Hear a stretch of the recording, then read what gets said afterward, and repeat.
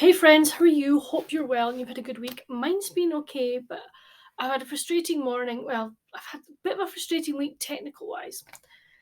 As you know, last week I did a wee short going, can't get my video editing software to work. So last Saturday, I went into the shop where I bought my computer, and the guy goes, "Oh, yeah, you need drivers updated, blah, blah." So he did that for me. Fantastic, great, brilliant, bingo, here we go. Came home, still didn't work. I was like, great. So I ended up for the video last week using um, another computer I have, editing on that, bring it back on here and posting it.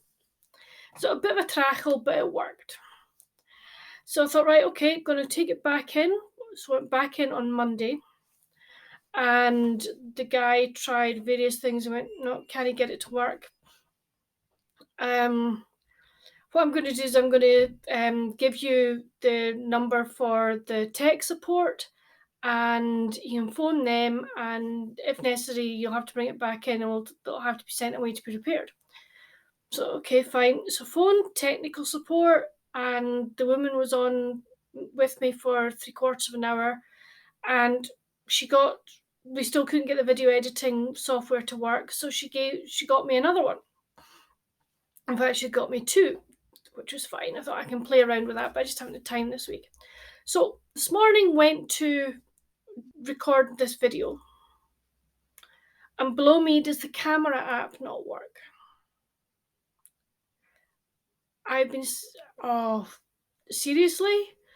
So what I've ended up doing is I noticed that one of the video softwares that she gave to me enables me to record and then hopefully edit. So that's what I'm doing. I'm recording it on this video editing software. So I have no idea what the quality is going to be like, guys. Picture wise, can you please tell me? Because I will edit and then, I'll put it up, because at the moment this is the only option I have. It's like, oh, whether I go back in and try and get them to fix the original camera, or whether, if this works, I may just keep going with this.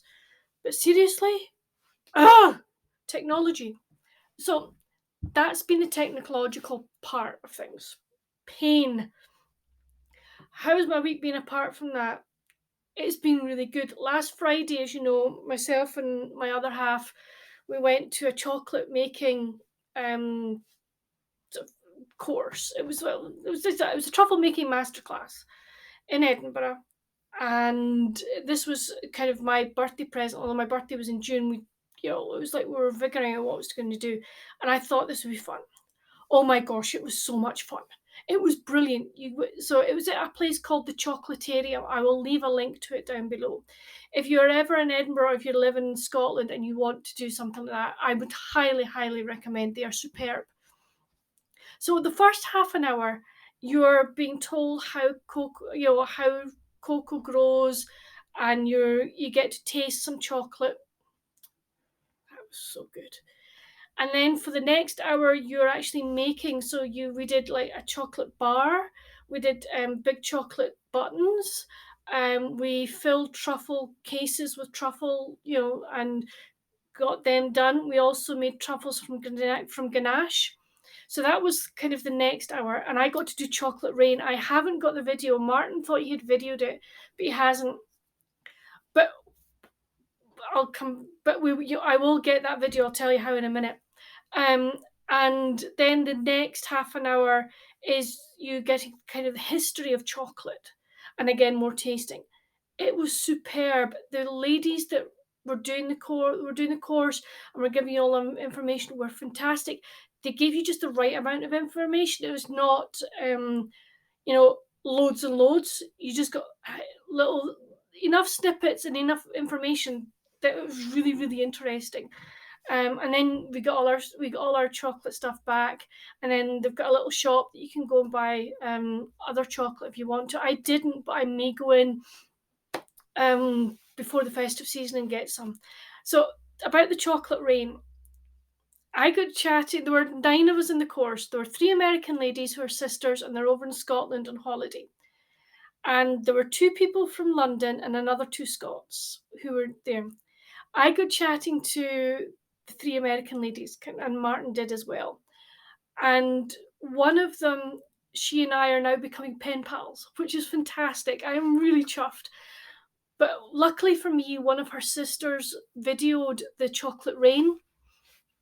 So I'm waiting till they go back to the USA, and then I'll hopefully get it. And once I've got that done, I'll maybe put a wee video together about the whole experience. But it was just so good. It was so, so good. And it was like, a really fun day, and just our fun sort of 2 hours, and it was just brilliant. Absolutely loved it. Reading wise, this has been actually a very good week. I can only talk to you about one book because the other the other three that I've read are all NetGalley books, so I need to review them, so I will be doing a separate video. But the book I did finish last weekend was Dreams Come True at Glendale Hall by Victoria Walters. This is the final book in the Glendale Hall series, and it ended beautifully. So we meet Lorna and her brother Adam. Now, we've met them in the previous book, but we don't get very much of their story. This is their story. Or I could say stories. So there's been this house in the village of Glendale that they have loved since they were children. Their mother used to go to that house, and she was friends with the people that lived there, but they moved away, and she always thought that her family would live in this house, which is called Dove House. And it went on the market about 5 years previous to this story. And Lorna and Adam applied for it to buy it, but they were beaten to the process. They didn't have the money, and that really kind of gutted them. But it's back in the market, and they've decided this is it, make or break. If we get it, great. If we don't, fine. And they want to turn it into a B&B because there are no there's no B&B in Glendale itself. So they realise that they're not going to have enough funding for it. But somebody comes to the rescue and they get the house. And this story is of them taking the house back to its Art Deco features and how they renovate the house.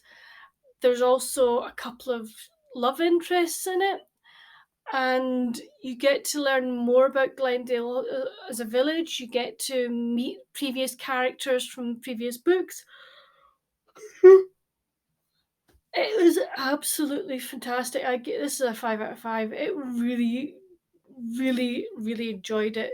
Lorna is a really good character. So is Adam. I mean, I like the fact that they're a strength for each other and they help each other. One's down, the other picks the other one up, vice versa.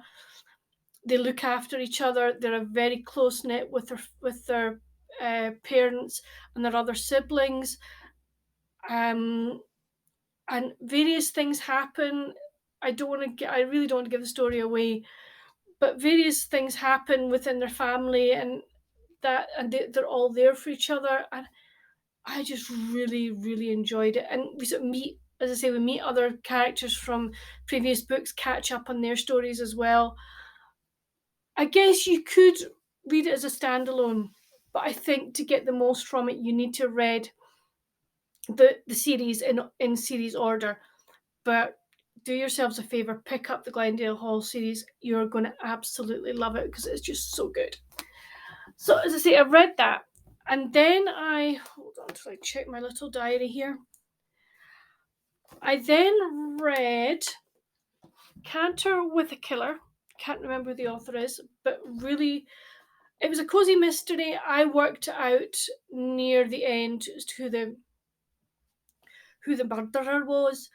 So I worked that out, and then I read the new Karen Shaler, Always Love Christmas, and really loved it. I finished that last night, and it was just so, so good. You know, Karen really does brilliant Christmas books. I will be telling you more about these Christmas books, as I say, um, in a separate video.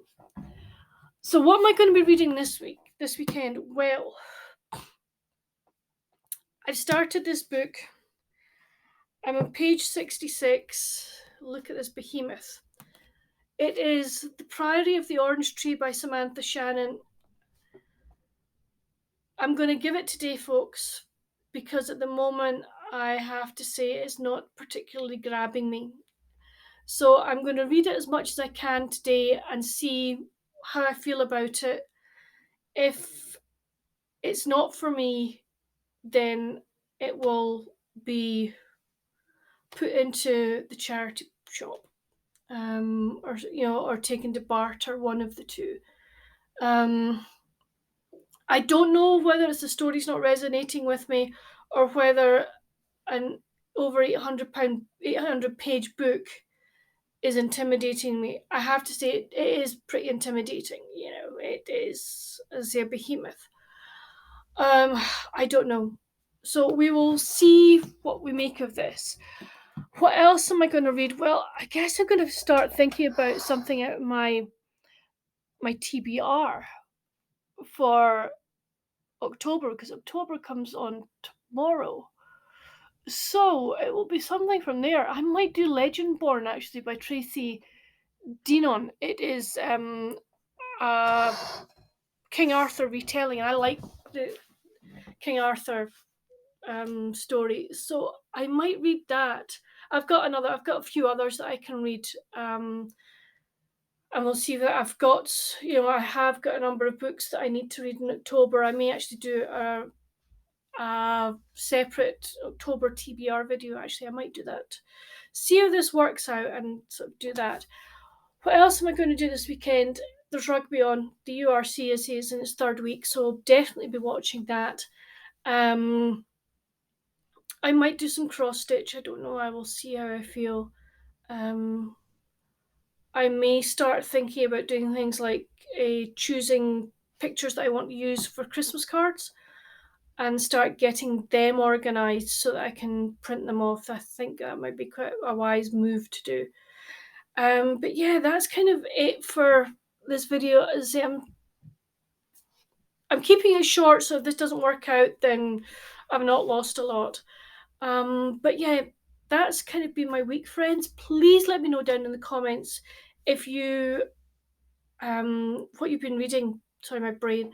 What you've been reading this week, what are you planning to read this weekend, and what your weekend plans are. Do you have an October TBR? I would love to know. But that's it. I hope you've enjoyed this video. Give it a thumbs up, hit that subscribe button down below, and come chat with me. I really like to chat with folks. But until my next video, friends, stay safe and happy reading. Bye.